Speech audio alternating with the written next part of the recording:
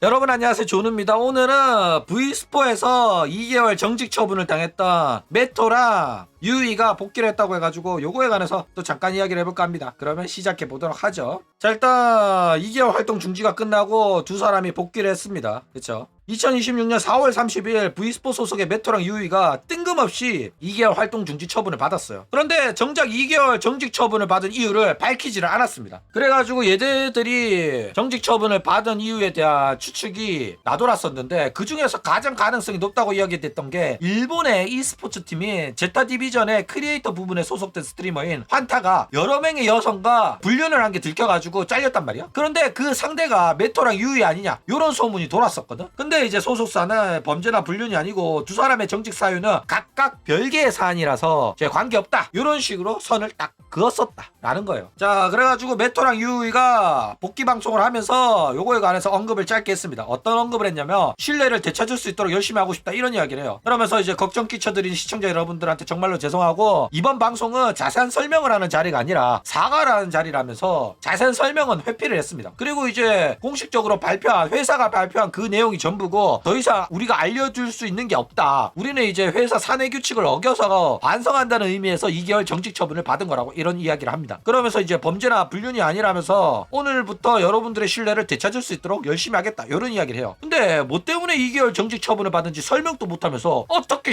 잃어버린 신뢰를 되찾겠다는 건지 난 이해가 안 가거든. 맞아 아니야, 그쵸? 자, 그리고 V스포 발표도 존나 얼척이가 없어요. 일단 계약 위반으로 2개월 정직 처분이며 어떤 내용을 어떻게 위반했는지 밝혀야지 뒷말이 안 나오거든. 이걸 안 밝혀가지고 불륜 아니냐는 소리가 나온 거란 말이야. 게다가 요 문제는 얼마든지 내부적으로 처리할 수 있는 문제였단 말이야. 왜냐면 이게 발표가 나오기 전까지는 아무도 그 이유를 몰랐던 사건이기 때문에. 그쵸? 그렇기 때문에 이거는 굳이 공개적으로 발표할 이유가 없고 내부적으로 해결하는 게 좋았단 말이야. 그쵸? 그런데 공개적으로 이렇게 얘네들이 잘못을 했기 때문에 2개월 정직 처분을 내렸습니다, 이렇게 왜 발표를 하냐고. 잘못을 했다 이런 이야기는 안 하는 게 좋았단 말이야. 실제로 버튜버 애들 중에서 문제가 있어가지고 쉬는 애들 중에 그냥 공지 없이 쉬는 애들 존나 많아. 호로라이브에서도 2개월, 3개월, 한 달, 나중에 졸업하고 나서 나는 그만둔다고 했는데 회사가 붙잡아가지고 한 달, 두 달, 세 달 쉬었다, 이런 식으로 이야기 나오는 경우가 있거든. 그러니까 이거는 공개를 해봤자 득될 게 없다니까. 그쵸? 그런데 뭐 당연히 공지 하나 없이 방송을 쉬면 팬들 사이에서 불만이 나오기 때문에 밝힌 건데, 어쨌든 간에 밝힐 거면 이유도 같이 밝히는 게 좋았다라는 거예요. 그쵸? 그러니까 사람을 가장 열받게 하는 게 뭐냐면은